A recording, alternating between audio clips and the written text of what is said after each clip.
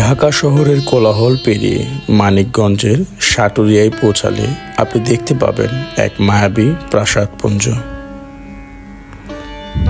বালিয়াটি জমিদার বাড়ি এটি কেবল একটি জমিদার বাড়ি নয়, এটি 19 শতকের ধন সম্পদ, ক্ষমতা আর এক গভীর রহস্যময় পতনের নীরব গল্প। এই বিশাল প্রাসাদ কমপ্লেক্সটি দেখলেই বোঝা যায় এর মালিকেরা একসময় ঠিক কতটা প্রভাবশালী ছিলেন। এই জমিদার বংশের উত্থান হয়েছিল সামান্য লবণের ব্যবসা দিয়ে। প্রতিষ্ঠাতা গোবিন্দ রাম সাহা সাধারণ ব্যবসায়ী হলেও তার উত্তরসূরিরা অল্প সময়ের মধ্যেই বাণিজ্যে বিপুল সম্পদ অর্জন করে। তারা এতটাই প্রভাবশালী হয়ে ওঠে যে জমিদারির পাশাপাশি তারা তৎকালীন কলকাতা শহরে নিজস্ব ব্যাংক ব্যবসা শুরু করেন, যা তাদের খ্যাতি ও প্রতিপত্তিকে আরও বাড়িয়ে দেয়। সাহা পরিবারের 4 কৃতি সন্তান দাদারাম, আনন্দরাম, পণ্ডিতরাম এবং গোবিন্দরাম, তাদের 4 জনের নামে 4টি প্রধান মহল দিয়ে গড়ে ওঠে আজকের এই বিশাল প্রাসাদপুঞ্জ। 4টি মহল হলেও এটি দেখতে অভিন্ন বিশাল এক বাড়ির মতো, যা প্রাচুর্যের এক প্রতীক। বালিয়াটির সবচেয়ে আকর্ষণীয় দিক হলো এর স্থাপত্য শৈলী। এটি ইউরোপীয় নবধ্রুপদী নিও ক্লাসিক্যাল রেনেসাঁস স্থাপত্যের এক বিরল উদাহরণ।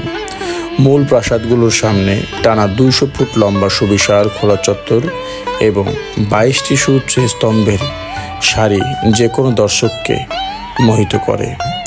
মনে হয় যেন আপনি কোনো মোগল নয়, বরং কোনো ইউরোপীয় রাজার দরবারে এসে পড়েছেন।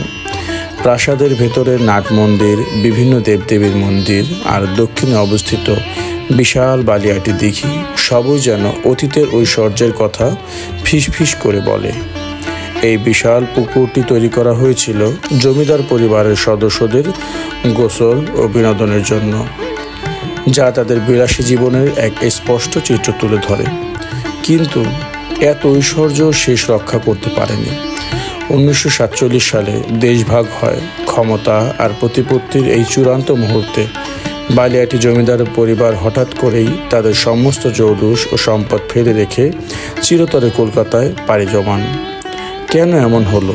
কেন এত বড় সাম্রাজ্য এক মুহূর্তে নিঃশেষ হয়ে গেল? এই দ্রুত পলায়নের কারণ আজও অনেক ঐতিহাসিকের কাছে এক রহস্য।